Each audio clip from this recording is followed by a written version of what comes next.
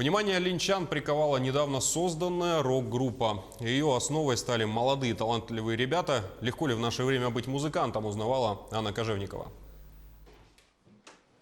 Тяжелый рок зазвучал и в Ленске. Рок-направление у ленских музыкантов переросло в нечто большее, чем дворовые или подъездные посиделки. Найти своего зрителя у этих музыкантов получилось быстрее и проще, чем найти помещение для занятий и наставника, который мог бы помогать и направлять в нужном русле.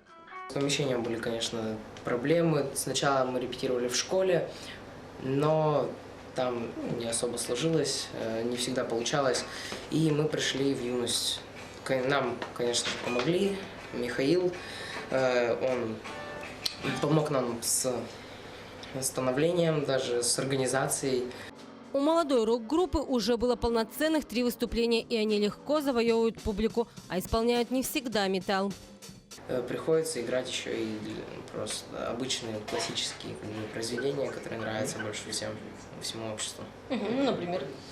Ну, например, вот недавно мы выступали с песней «Трава у дома». Это очень старая песня, только мы ее немного сыграли в стиле рок. У начинающих музыкантов свои собственные инструменты. В группе 3 гитариста, 1 ударник и 1 девушка-солистка. Все ребята выпускники либо бывшие ученики музыкальной школы. Музыкой я занимаюсь лет с 11, наверное. Закончил музыкальную школу. Ну, рок, именно музыкой занимаюсь всего лишь год. Научиться играть на барабанах не так-то просто. В группе единственный ударник Ярослав. Он прошел специальные 2-недельные курсы, но при этом имел музыкальное образование. Рок-музыканты, как правило, люди самодостаточные, предпочитают исполнять песни собственного сочинения. Наши ребята не исключение. Песни, у нас есть одна песня в процессе, мы ее хотим записать, но особого времени пока что нет. То есть вы сами слова и музыку писали?